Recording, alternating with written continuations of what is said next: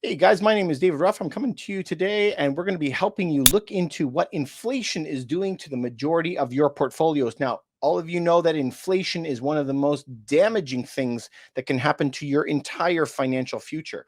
And so there's a lot of countries that are further along down the road that are getting a lot more hurt by inflation than we are. But if we look at their examples, we can now figure out for ourselves what we're supposed to be doing about it. So if you want to go do some of your own research, we could go look into the historical story of a lot of countries. But just today, the countries of Venezuela are in sheer meltdown. Lebanon is in mega meltdown, and so is Turkey. And so we're going to be looking at one of these articles today. If you want to go look it up, I don't know how to read this name, EKATHIMERINI.com. Anyway, it just says that Turkey is likely to face bankruptcy. Of course, it's going to be, right? Turkey's economy is on the verge of bankruptcy. Remember that we're seeing inflation around 80%, and that is stated. That's not even reality. In reality, they're probably facing about 130% inflation. Can you imagine that? That would wipe you out within a year. Because of the chaos the present government will leave behind, the new government faces the risk of failure in its economic policies, and the report says that the Turkish state will have difficulty paying any wages or pensions.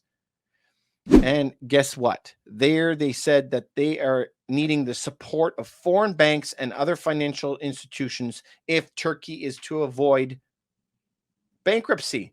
And this is the problem. Is if you go, let's just say that you're one person and you go out there and you spend $1 million, just me, and I put it on a credit card. If I'm working at McDonald's, I'm making minimum wage. I have no hope of ever paying that off. And for me just to say, I'm hoping that banks will come to my rescue and just, give me some money to get out of it.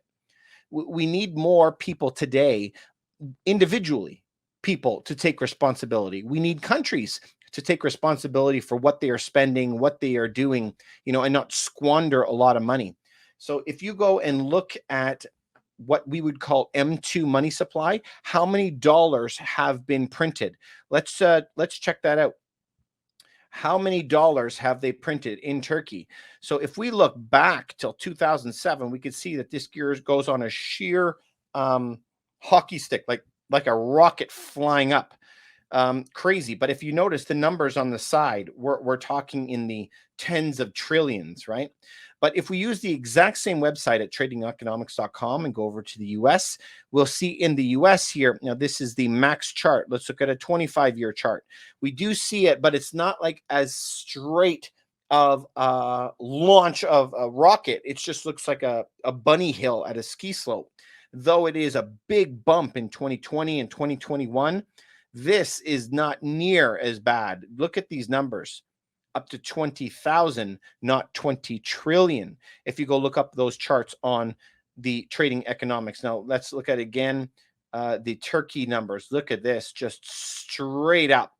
But it's even worse in some other countries like Venezuela. So what do you do? What do you do when you have this type of inflation? This is enough to wipe people out. If you have that much inflation, this is where you have to have some of your other strategies already set up. So like I always say, $1, this $1 bill, this $1 was made in 1928. And on the top of it, it says silver certificate. And I always say that back then, 1 ounce of silver was 1 paper dollar. But today, one of these US, if this is a US dollar, would be something like $27 or something like that. So what happened? What happened is they printed 27 more dollars for every 1 ounce that they had in possession. So this actually took away a lot of that inflation. So if you go back to ancient Rome 2,000 years ago, 1 ounce of gold would get you one nice outfit and a nice pair of shoes. If we go back to when my grandfather was born at the beginning of the century, 1 ounce of gold would buy a nice suit, nice pair of shoes. When my dad was born in 1945, this would also buy a nice suit and a nice pair of shoes. Today, this would buy a high-end designer suit and a nice pair of shoes.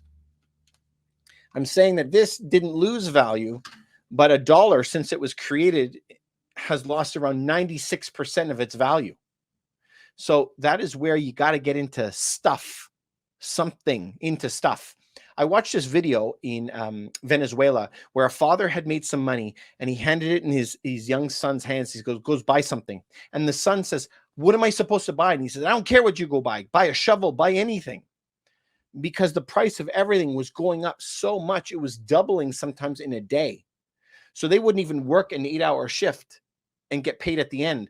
They'd get paid for 2 hours work, go buy something with it. Work 2 more hours, go buy something with it. Work 2 more hours, go buy something with it. You had to pay your employees 4 times a day because inflation was that bad. So that's where obviously Canada, United States, we're not in as bad a shape, but inflation is wrecking us right now because wages stay pretty much the same. Wages are not going up anywhere, but as the cost of living gets more and more and more expensive, it's going to squeeze that middle class and the lower class a lot. So that is where we have to get into a little bit of some plans. Remember, we want to have always an opportunity fund, an emergency fund. I always do think it's a good idea to have a little bit of Ethereum and Bitcoin in your portfolio. How much? Not a lot. 1, 2, 3%, like just something small, like a little schmuck insurance. I also think everyone should get some gold and silver and put this in your portfolio, right? You shouldn't have too much of it, but just a little bit of it so that inflation is not going to wipe you out. Always, the majority of your portfolio has got to be into some kind of real estate with a lot of different revenue streams. If you want, you can go check out our other video that we had on revenue streams. We showed you how to get 20 revenue streams in one house. Anyway, that's it for me, you guys. I want to know, what are you doing to fight inflation? It's here. It's coming after you. It's the silent killer. So what are you doing about inflation? I'm showing you what I'm doing. This is what I'm doing. But I'm curious, if you think I'm right, cool, let me know. And if I'm wrong, let me know too. I'm very curious to know what you're doing. Anyway, please remember to share this with a couple of your friends and go check out that video on revenue streams. It'll really help you out. I'll talk to you soon.